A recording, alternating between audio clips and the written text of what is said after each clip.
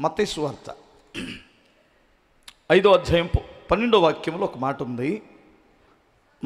సంతోషించి ఆనందించుడి, పరలోకమందు మీ ఫలము అధికమగును.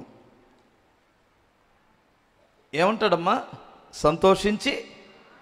సంతోషించి ఎప్పుడు? హింసలలో, నిందలలో, అవమానాలలో, కష్టాల్లో కూడా సంతోషించండి అంటున్నాడు ప్రభు. హల్లెలూయా. ఈ లోకంలో మనం బ్రతికే దినాల్లో అన్నిటికంటే సంతోషంగా బ్రతకడం చాలా దీవెనకరమైన దినాలు, అవునా కాదా? హల్లెలూయా.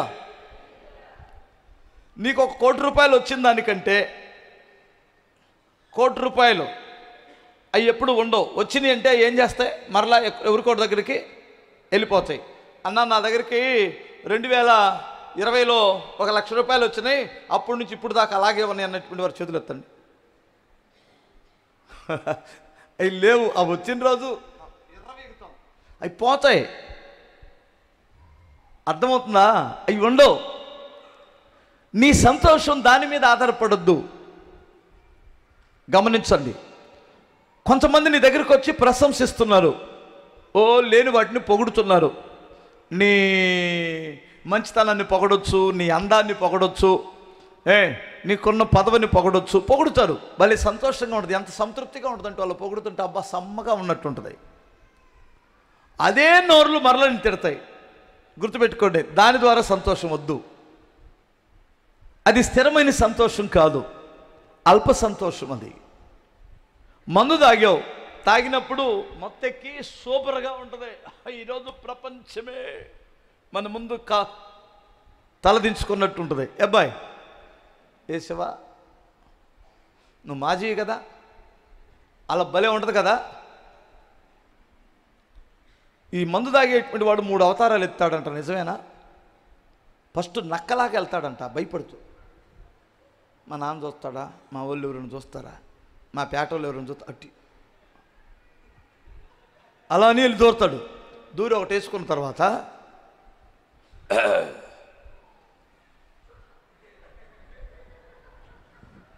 ఇక బాగా భయపడ్డాడు. ఎవడికే అక్కడే ఇలా అంటుంటాడు, అరే ఇందాక ఏంటి బిత్తరగా చూసుకుంటూ వెళ్ళావు, ఇప్పుడు మీ నాన్న వస్తున్నాడంటే అలా ఏందంట పెద్ద పులి. అరే మీ అమ్మ మీ అన్న ఎవరు వస్తారు రాని ఏందంట, ఏం చేస్తాం మనం అంటే వాడు ధైర్యం ఎలా ఉంటుంది. సరే అంతటితో ఆగితే పెద్ద పులే, అంతటితో ఆగడు కదా. మరల ఎవడోడు వచ్చి మామ రా అన్నాడు అనుకో, మరల వెళ్ళి వేస్తాడు. వేసిన తర్వాత అప్పుడు లాస్ట్ అవతారం ఆ తాగిన షాప్ ముందే పడిపోతాడు. అది పంది అవతారం.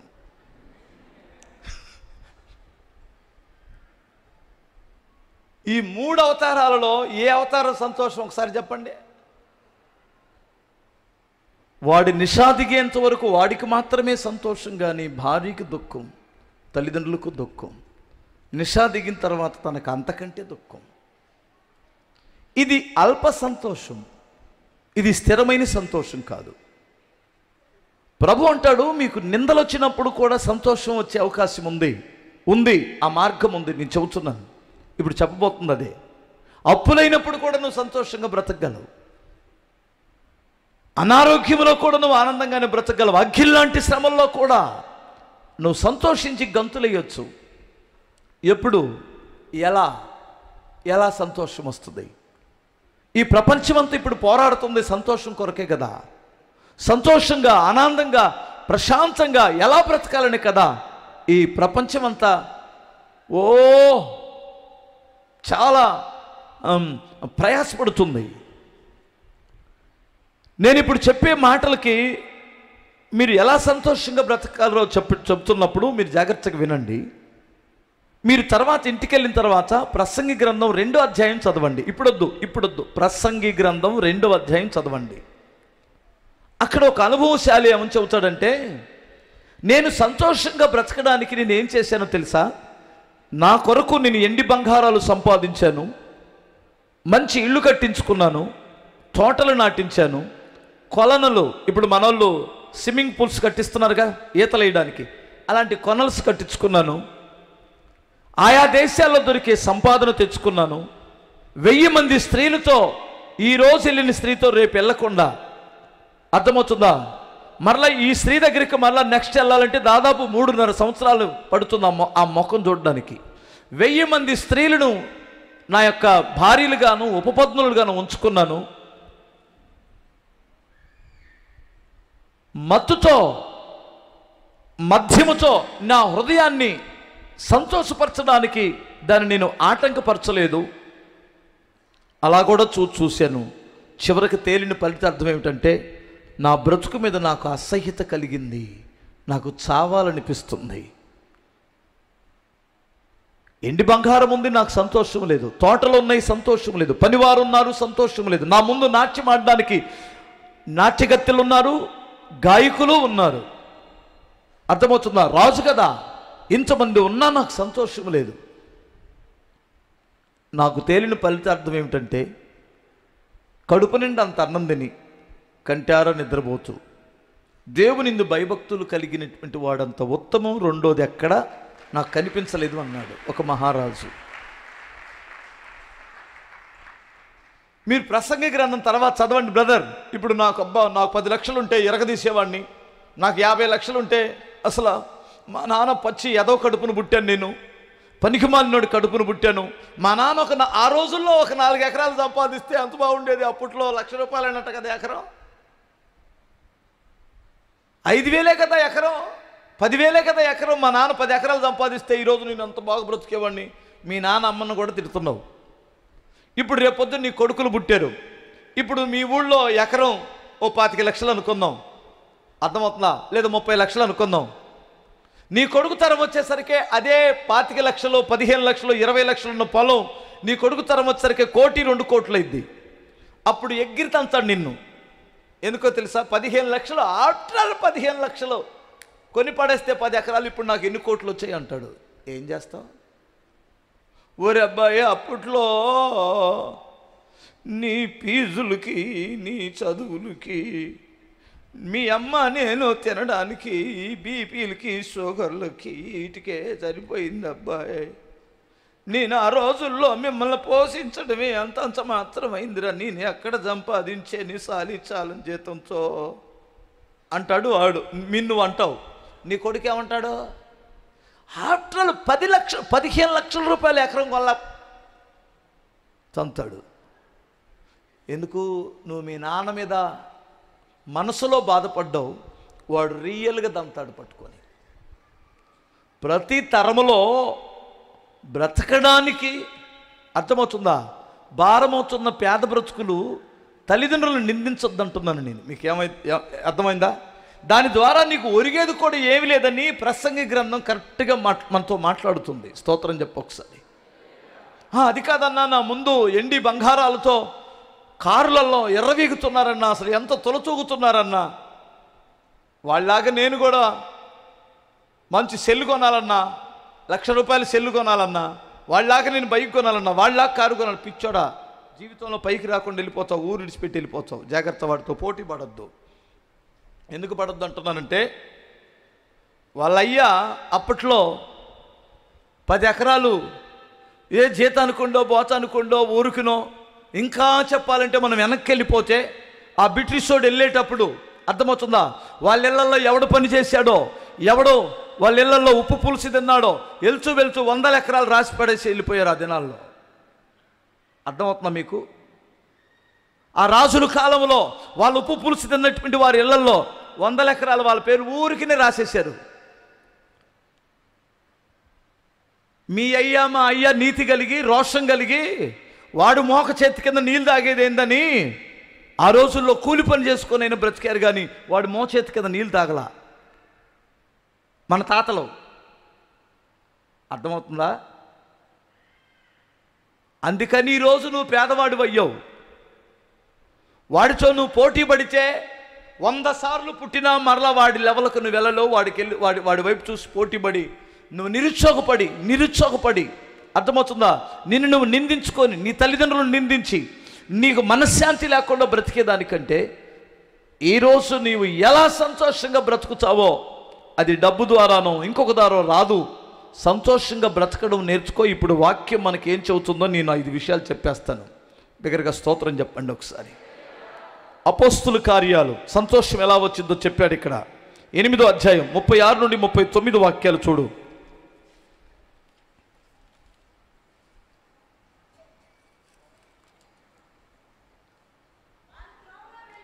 వారు త్రోవలో వెళ్ళుచుండగా నీళ్లు ఒక చోటకు వచ్చినప్పుడు నపుంసకుడు, ఇదిగో నీళ్లు, నాకు బాప్తిసమిచ్చుటకు ఆటంకమేమని అడిగి రథము నిలపమని ఆజ్ఞాపించును. ఫిలిప్పు నపుంసకుడు ఇద్దరును నీళ్లలోనికి దిగిరి. అంతట ఫిలిప్పు అతనికి బాప్తిసమిచ్చెను. వారు నీళ్లలో నుండి వెడలి వచ్చినప్పుడు ప్రభు ఆత్మ ఫిలిప్పును కొనిపోయిను. నపుంసకుడు సంతోషించుచూ తన ఇంటికి వెళ్ళిపోయాడట. కొడు చప్పట్లో. అంటే ఇక్కడ ఏముందంటే ఎందుకు ఇతనికి ఇంత సంతోషం? 2వ అధ్యాయం 38వ వాక్యం, అపోస్తుల కార్యాలు 2:38 చూడు ఒకసారి.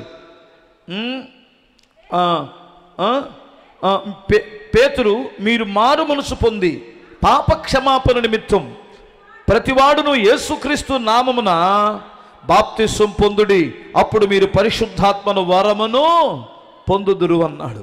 ఏమిటి బాప్తిసం? ఆ నపుంసకుడు బాప్తిసం పొంది సంతోషంగా ఎందుకు తిరిగి వెళ్ళాడంటే ఇక్కడ చెప్పబడింది పాప క్షమాపణ నిమిత్తం బాప్తిసం పొందాడు. అంటే ఒక పాపం అనేటువంటిది ఎలా ఉంటుందంటే నీ పితరులు చేసిన పాపం, నీ తల్లిదండ్రులు చేసిన పాపం, నీ యొక్క బ్లడ్లో ఉన్న నీ స్వాభావికమైనటువంటి పాపం నిన్ను మనశ్శాంతి లేకుండా చేస్తున్న టైంలో పరమాత్ముడైన దేవుడు, మహోన్నతుడు, నన్ను సృజించిన దేవుడు, ఆయన మనుషును పోలికగా పుట్టి దాసును స్వరూపము ధరించుకొని, అర్థమవుతుందా, తన్ను తానే రిక్తునుగా మార్చుకొని శిలువ మరణం పొందినంతగా చనిపోయింది. ఎందుకంటే మన పాప భారము తన భుజముల మీద మోపుకున్నప్పుడు మనం తేలికైపోయాం. అదేనండి నీ కర్మ పాపం అంటారే, నీ కర్మ సిద్ధాంతం అంటారే, నీ పితరులు చేసిన పాపం అంటారే, ఆ పాపముతో సహా దాని కూకటి వేర్లతో సహా తొలగించినటువంటి వాడే ప్రభు అయిన యేసుక్రీస్తు. ఈ బాప్తిసం అనేటువంటి దేనికి సాదృశ్యం అంటే విశ్వాసం వలన నమ్ముట నీ వలనైతే నమ్మువానికి సమస్తము సాధ్యమన్నాడు. అబ్రహాము దేవుడిని నమ్మెను, అది అతనికి నీతిగా ఎంచబడిను అన్నాడు. అంటే నీ నమ్మకానికి ఒక నిదర్శనం. నీ నమ్మకానికి నిదర్శనం ఏమిటంటే నేను ప్రభువా పాపిని అని ఒప్పుకోవడం. నువ్వు పాపిని అని ఒప్పుకొని, నోటితో ఒప్పుకొని, హృదయం ముందు విశ్వసించి, అర్థమవుతుందా, యేసుక్రీస్తు నిన్ను ఒప్పుకున్నట్లు నిదర్శనం బాప్తిసం పొందినప్పుడు ఆ బాప్తిసము ద్వారా నీ పాపమునకు సంపూర్ణమైన విమోచన కలుగుతుంది. నీ పేరు జీవగ్రంథములో రాయబడి ఉంటుంది. అప్పటి వరకు ఒక మనుషుడికి శాంతి లేదు. అర్థమవుతుందా? ఇది సామాన్యమైన విషయం కాదు. నీ మీద ఉన్న ఆ నేరారోపణ, నువ్వు ఒక దోషిగా ఉన్నావు, నిర్దోషిగా మారేటువంటి ప్రక్రియే యేసు రక్తము చేత కడగబడేటువంటి విశ్వాసము ద్వారా వచ్చే రక్షణ. అందుకని ఆ నపుంసకుడు సంతోషంగా తిరిగి వెళ్ళాడట. దాన్నే చెప్పనాశక్యము కానీ మహిమాయుక్తమైన ఆనందం. ఇది మనుషుల ద్వారా వచ్చే, డబ్బు ద్వారా వచ్చేటువంటిది కాదు, సుఖభోగాల ద్వారా వచ్చేటువంటిది కాదు. సంతోషము అనేటువంటిది అంతరాత్మక సంబంధించింది. నెంబర్ 1. నెంబర్ 2, హల్లెలూయా. ఏంటి చెప్పండి? ఇప్పుడు రక్షింపబడినప్పుడు నీకు సంతోషం వస్తుంది. ఫస్ట్ రాసి పెట్టుకోండి. బాప్తిసం పొంది రక్షింపబడినప్పుడు నీకు నిజమైన సంతోషాన్ని అనుభవించగలవు. ఇది డబ్బు ద్వారానో సుఖభోగాల ద్వారా వచ్చే సంతోషం కాదు. అది తాత్కాలికం. అది కృత్రిమంగా తయారు చేసుకునే సంతోషం. ఎంతమందికి అర్థమవుతుంది? భార్యాభర్తలు ఇద్దరు సినిమాకి వెళ్ళినప్పుడు సంతోషం వస్తుంది, ఇంటికి వచ్చింది వెంటనే తన్నుకుంటారు. తెలుసా మీకు? చాలాసార్లు ఇంటికి వచ్చిన వెంటనే తన్నుకునే వాళ్ళు ఉన్నారు. ఏంటి ఆ సీటు పక్కనోడితో చూసావేంటి, ఇటు చూసావేంటి, గుద్దుతాడు. పోయిన సంతోషం కూడా ఉండదు. అర్థమవుతుందండి? అబ్బా ఈ ఆనందం నా మట్టుకు నాకు శ్రమలు రాకుండా లేవు, కష్టాలు రాకుండా లేవు, ఇబ్బందులు రాకుండా లేవు. 27 సంవత్సరాల నుంచి వీటన్నిటిలో కూడా నేను ప్రశాంతంగా బ్రతకడానికి నా రక్షణ ఆనందం. మీకు తెలుసో తెలీదో, మిర్చి యార్డ్లో చేసేటువంటి వాడికి సీజన్లో భలే ఆనందంగా హ్యాపీగా ఉంటుంది, చాలా హ్యాపీగా ఉంటుంది. డబ్బులు వస్తాయి, డైలీ జోబి నిండా డబ్బులు వస్తాయి, చాలా ఎంజాయ్గా ఉంటుంది. మీరు ఆ ఎంజాయ్ ఇప్పుడోళ్ళ కంటే మాకు అప్పుడు చాలా ఎంజాయ్గా ఉంది. ఇప్పుడు యాడ్లో చేసేటువంటి వాడికి ఒక క్రమం లేదులే, ఒక ఇది లేదు. ఎవడు పడితే గంజాయోడో తాగుబోతాడో ప్యాంట్లు వేసుకొని బొయింట్లు వేసుకొని ఎట్లా పెట్టాడో చేస్తున్నాడు. అప్పుడు ఒక క్రమశిక్షణ ఉండేది. నిక్కర మాత్రమే వేసుకోవాలా, ప్యాంటు కానీ లుంగి కానీ కట్టుకోకూడదు, నిక్కర కానీ పంచి కానీ కట్టుకోవాలా. అర్థమవుతుందా? అమ్మాయితో మాట్లాడితే పెనాల్టీ, అమ్మాయితో మాట్లాడితే ఎవడన్నా చూశాడంటే వారం రోజులు పని ఆపుతారు. ఇప్పుడు మందు దాగి ఎవడైనా వచ్చాడు అంటే వాడికి వారం రోజులు పనిష్మెంటు, పని కాపేస్తారు. ఆ క్రమశిక్షణ ఉండేది. కానీ ముఠా వాళ్ళు చాలా ఎంజాయ్ చేసేవారు అప్పట్లో. అర్థమవుతుందా? నేను ఇప్పుడు మానేసి 23 సంవత్సరాలు కదా. దయచేసి గమనించండి. ఆ టైంలో నేను 90వ సంవత్సరంలో మా నాన్న నాకు సీటు కొనిస్తే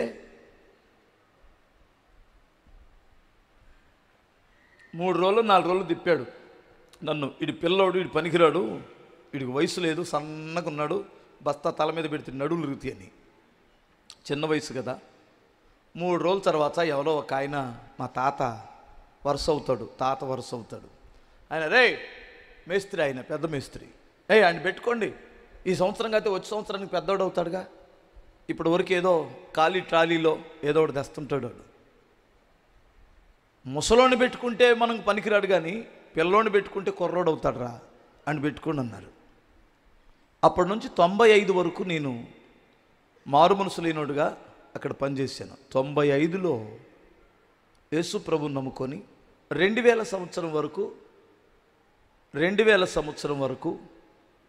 నేను యేసుక్రీస్తుని వెంబడిస్తూ ముఠా పనిచేశాను.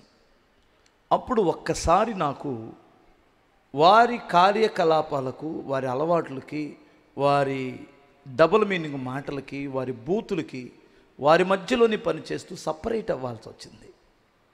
అప్పుడు నేను బహుగా దేవునికి దగ్గర అయ్యాను. నా ఫ్రెండు యేసుక్రీస్తు అయ్యాడు. అప్పటి వరకు పని అయిపోతే సినిమాకి వెళ్ళేవాళ్ళం, సినిమానే సంతోషం అనుకునేవాళ్ళం. పని అయిపోతే బాటా పంచుకున్న వెంటనే ఎంజాయ్ చేసేవాళ్ళం. ఇప్పుడు వారితో నేను కలవలేను, వారితో కలిసి నేను సినిమాకి వెళ్ళలేను. నాకు తోడ ఒక్కడు లేడు, నాకు తోడు యేసుప్రభు నమ్ముకున్న సహవాసం లేడు.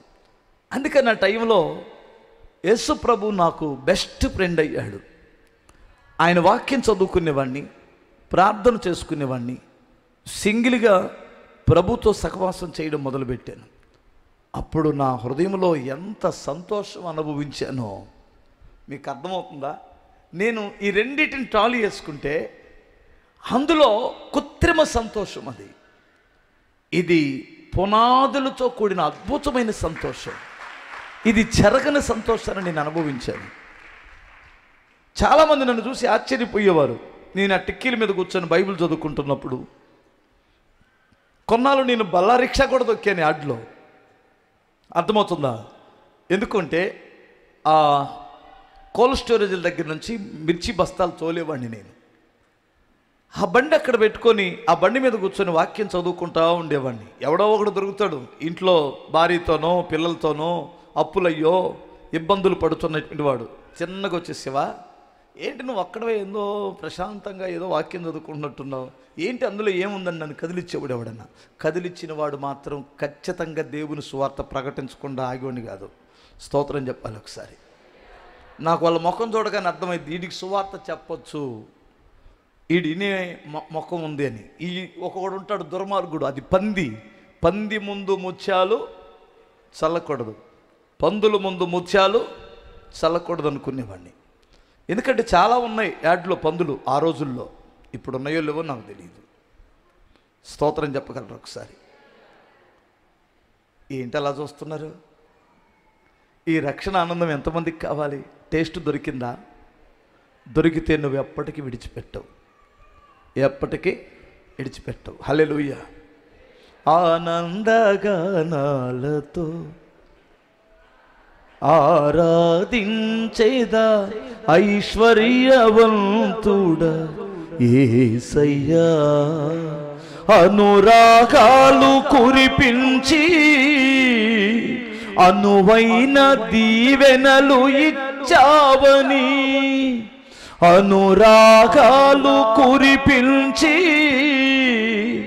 అనువైన దీవెనలు ఇచ్చావని, ఆనంద నగరములో స్వాస్థ్యము నాకై దాచవని. టైం లేదురా. హల్లెలూయా. రెండో విషయాన్ని చెబుతాను చూడండి. యెషయా గ్రంథం 26వ అధ్యాయం 3వ వాక్యములు ఏముందంటే, యవన మనసు తన దేవుడైన యెహోవా మీద ఆనుకొనునో వానిని నీవు పూర్ణ శాంతి గలవానిగా కాపాడుదువు. కొట్టు కొట్టు కొట్టు గట్టి కొట్టు.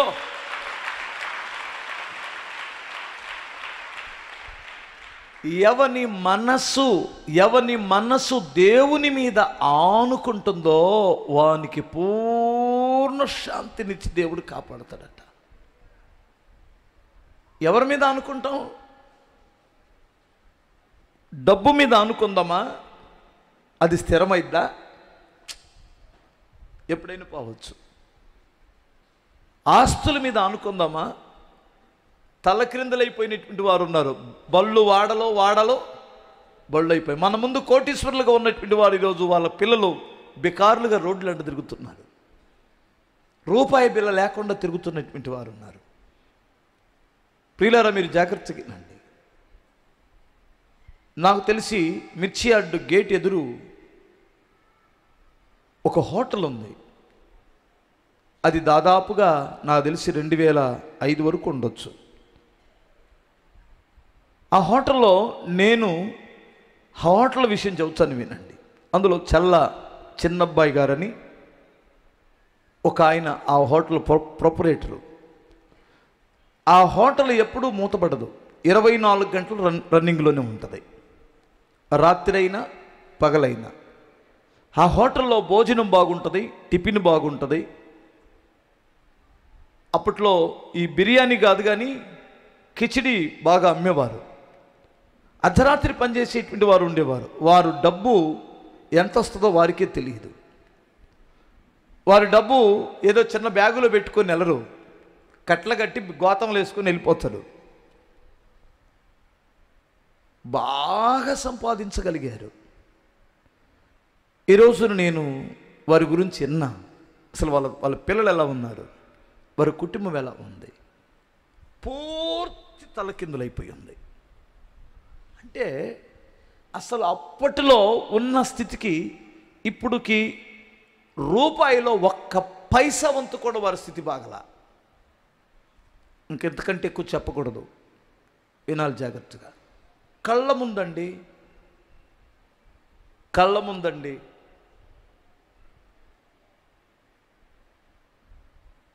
నేను ఎందుకు ఈ విషయాన్ని చెబుతున్నానంటే, నువ్వు డబ్బును నమ్ముకొని విర్రవీగుచున్న వారిని చూస్తే అది రెక్కల కట్టుకొని వెళ్ళిపోయిద్దని బైబిల్లో రాయబడి ఉంది. డబ్బులకి ఏమున్నాయి? రెక్కలు ఉన్నాయి అంటుంది. ధనానికి ఏముంది? రెక్కలు ఉన్నాయి. ఈరోజు నీ ఇంట్లో ఉంటుంది, రేపొద్దున ఇంకొకటి దగ్గర ఉంటుంది. కానీ నువ్వు ఆనుకోవాల్సింది డబ్బు మీద కాదు. ఒక నాయకుడి మీద ఆనుకున్నావు కదా, ఆ నాయకుడు పదవి ఉంటే ఉండొచ్చు, పోతే పోవచ్చు, అతన్ని రోడ్డు మీద పడవచ్చు.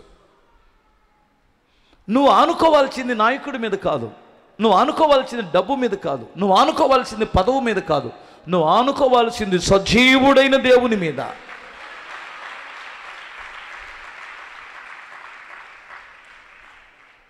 ఆనుకోనేదను నా ప్రభువా, ఆదరించే నీ పైన అంతా కోల్పోతిని, ఆశలు అనగారెను నన్ను విడువక ఎడబాయక నీవు నా అండగా నిలిచావు నా ప్రభువా.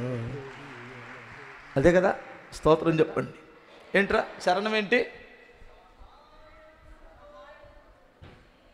ఎన్ని పుస్తకాలు ఇస్తారా? ఏందో ఉందరు ఇందులో ఒక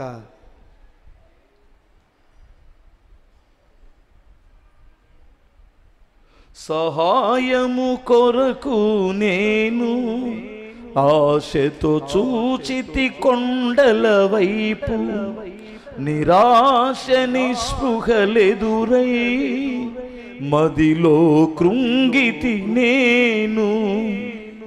నా సహాయకుడవు నీవై సమృద్ధినిచ్చావు నాకు. ఓసన్న బాగుపడతాడు. బిగ్గరగా స్తోత్రం చెప్పండి. నాకు రాదులే. రెండు చేతులు చెప్పండి ఒకసారి. ఎవరి మీద అనుకున్నావు? నీ ఆస్తి ఎవరు? తన ప్రియుని మీద ఆనుకొని అరణ్య మార్గమును వస్తున్న ఈమె యవతి. ప్రసంగి గ్రంథం 8:5 ఉంటుందన్నమాట. తన ప్రియుని మీద ఆనుకొని అరణ్య మార్గములు వస్తున్నది ఈమె యవతి. ఆమె క్రొత్త నిబంధన సంఘం. నువ్వు నేనే. మనకి ఈ లోకంలో నిజంగా నువ్వు క్రిస్టియన్గా మారినప్పుడే లోకం నిన్ను విడిచిపెట్టేసింది. నువ్వు క్రైస్తవుడు అయినప్పుడే, క్రీస్తుని కలిగినప్పుడే లోకం నీ మీద విషం చిమ్మిద్ది. నువ్వు నేనేం చేయాల్సిన ఏ తప్పు అవసరమలా. కేవలం నువ్వు క్రీస్తుని కలిగినందుకే విషం చిమ్మిద్ది లోకం. లోకము అంటే ఎవరో? నీ బంధువులై కూడా ఉండొచ్చు. లోకం అంటే ఎవరో అనుకోకండి. కనుక ఇందులో వాస్తవంగా ఈ భారతదేశంలో కులపిచ్చి బాగా ఉంటుంది. నీకు ఉద్యోగంలో కులపిచ్చి కనిపించింది, వ్యాపారంలో కులపిచ్చి కనిపించింది, నీకు పనిచేసే దగ్గర కులపిచ్చి కనిపించింది, ప్రతి చోట కులపిచ్చి కనిపించింది. దానికి ఇంకొకటి యాడ్ అయితే డబుల్ అయింది. ఇంకోటి ఏంటి? మత పిచ్చి కూడా ఉంటుంది అందులో. నువ్వు అసలు మావాడివా కాదా, మా మతమా కాదా అని ఇప్పుడు పిచ్చి కూడా ఉంది ఇందులో. అందుకని లోకం నీకు ఎప్పుడు నెమ్మదినిస్తుందని ఎప్పుడూ ఆశపడద్దు. లోకం నన్ను ఎరగదు గనుక మిమ్మల్ని కూడా ఎరగదు, మిమ్మల్ని ద్వేషిస్తుంది అన్నాడు ప్రభు. నీకు పరలోక రాజ్యం కావాలంటే నువ్వు ప్రభు మీద ఆధారపడు. ఆయన అగ్నికుండము లాంటి శ్రమలో కూడా నీకు నెమ్మదినిస్తాడు నా దేవుడు. దేవుని మీద ఆనుకున్నటువంటి వాడు చాలా ప్రశాంతంగా ఉంటాడు. హల్లెలూయా. ఎగ్జాంపుల్ కొట్టి దెబ్బలు కొట్టి జైల్లో పెట్టి బొండాతో బిగించి పెట్టేశారు లోపల. అక్కడ పాటలు పాడి ఆరాధన చేస్తున్నారట పౌలు శీలలు. అర్థమవుతుందా? అక్కడ పాటలు పెట్టి ఆరాధన పెట్టేశారు. జైల్లో ఆరాధన చేస్తున్నారు. ఆడికేం అర్థం కాలేదు. చుట్టుపక్కల ఉన్నటువంటి వారికి, ఖైదీలకు కూడా అర్థం కాలేదు. ఇన్ని దెబ్బలు తిని రక్తం కారుతుంటే ఇక్కడ ఆరాధన పెట్టారు ఏమిటంటే, మా హృదయం ఉప్పొంగుతున్న సంతోషంతో ఉంది అన్నాడు జైల్లో.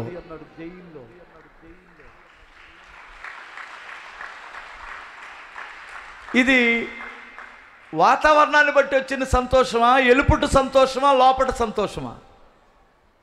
వెలుపుల సంతోషం అయితే వారికి భోజనం కూడా లేదు. వెలుపుడు సంతోషమైతే వారికి ఏ ఆనందము లేదు అక్కడ. వీళ్ళు పాటలు పాడి ఆరాధన చేసి స్తుతించడానికి కారణం ఏమిటంటే లోపల నుంచి పుట్టిన సంతోషం. ఇది కావాలా మానవుడికి? ఇది కావాలి అంటే దేవుని మీద నువ్వు ఆనుకోవాలి. వారికి ఒకటే నమ్మకం ఉంది, ఈ జైలు పునాదులు వణికించగలిగిన దేవుడు మాకు తోడుంటే, ఈ సంఖ్యలు తెంచగలిగిన దేవుడు మాకు తోడుంటే, ఈ అగ్ని బలాన్ని చల్లార్చగలిగిన దేవుడు మాతో ఉంటే, ఈ సింహాల నోళ్ళు మూపించగలిగిన దేవుడు మాతో ఉంటే నేను ఎందుకు భయపడాలి, వేదన చెందాలి? అది వారి సంతోషం. అగ్నిగుండంలో వారు హ్యాపీగా తిరుగుతున్నారు. ఏమిటి భయం లేదా వీరికి? వీరు వణికిపోయి చచ్చిపోరేంటి గుండె పగిలంటే? వాళ్ళు ఏమంటారంటే, ఇందులో నుంచి రక్షించుటకు మా దేవుడు సమర్థుడు అన్నారు. ఎంత అనుకున్నారండి? నీ అప్పుల నుంచి విడిపించడానికి దేవుడు సమర్థుడు కాదా? చెప్పొకసారి. నీ అప్పులు గొప్పవా? నీ అప్పులు గొప్పవా? అగ్గిని గుండం గొప్పదా? అగ్ని లాంటి శ్రమలే అవి.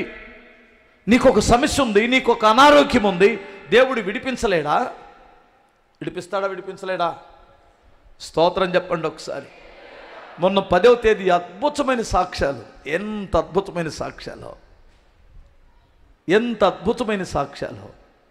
నాకు ఆశ్చర్యం వేస్తుంది ఆ సాక్ష్యాలు విని. స్తోత్రం చెప్పగలరా?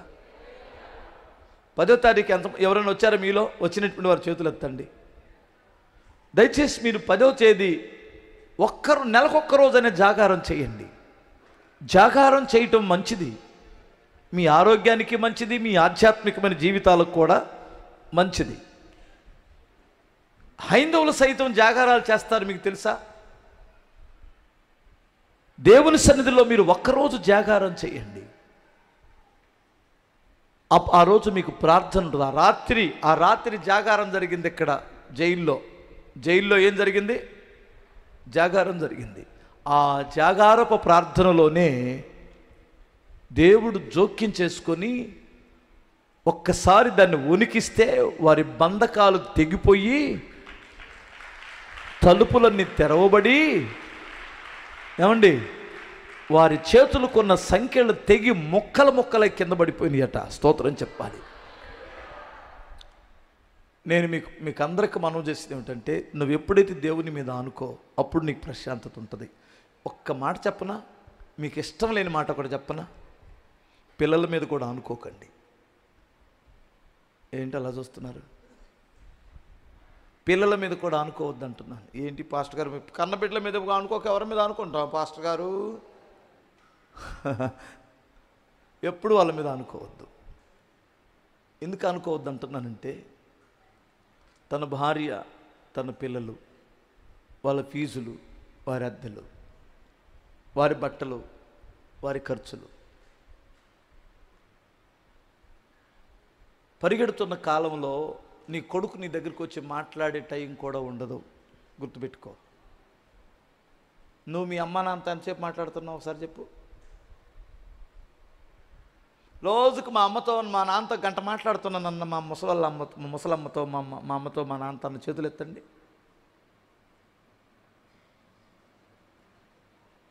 చెప్పలేరు కదా. ఇది ఇప్పుడు నుంచి కాదు నాన్న, తరతరాల నుంచి వస్తున్న పద్ధతి అది. నా కొడుకు నా పక్కనే కూర్చుంటాడు, నన్ను చూస్తాడు, ఎత్తుకుంటాడు, తీసుకెళ్తాడు. భ్రమపడొద్దు. ఆయన దయ ఉంటే తప్ప. అర్థమవుతుందా? స్తోత్రం చెప్పాలి. వాడిది కూడా తప్పు కాదు, వాడికి ఉన్న కొద్ది నిమిషాలు, కొద్ది సమయంలో వాడి భార్యతో సమయం గడపాలా, వాడి పిల్లలతో సమయం గడపాలి, ఇంట్లో ఏముందో లేదో చూసుకోవాలి. చివరికి నువ్వు ఓడగొట్టిన నాకలవి నీకు సమయం ఇవ్వడానికి ఉండాలిగా. టైం లేదు. పైపెచ్చు నువ్వు అర్థం చేసుకోగలవు. నువ్వు తగతాడో, నా కొడుకు పాపం పొద్దున్నుంచి అలసిపోతున్నాడు, భార్యతో మాట్లాడుకుంటున్నాడు అనుకుంటావు, పిల్లలతో మాట్లాడుకున్నాడు అనుకుంటావు. నువ్వు తగతాడో, కానీ భార్యతో మాట్లాడకుండా నీ దగ్గరికి వచ్చి కూర్చున్నాడంటే వాడి తిప్పలు సామాన్యంగా ఉండవు. ఎందుకంటే ఆల్రెడీ నువ్వు అనుభవిస్తున్నావు కదా. అమ్మ కోడలలారా, నీకు తెలీదా? యాస్టీజ్గా నీలాగని కోడలు. హల్లెలూయా, స్తుతి చెప్పండి ఒకసారి.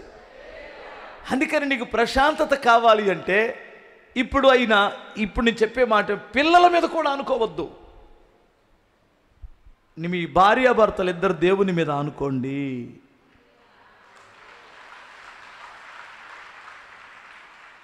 ఇంకా ప్రమాదకరమైన విషయం తెలుసా? మీ అమ్మ ఉండాలా, నేను ఉండాలా, ఆ ముసల్లాన్ని పంపించేసి అంటారు. ఇంకా ఇది స్తోత్రం చెప్పాలి. నేను ఎందుకు ఈ విషయాలు చెబుతున్నానంటే, ఇప్పటి నుండే మీరు మెంటల్గా దేవుని మీద ఆనుకున్నప్పుడు అక్కడ నుండి నీకు చాలా నెమ్మది వస్తుంది.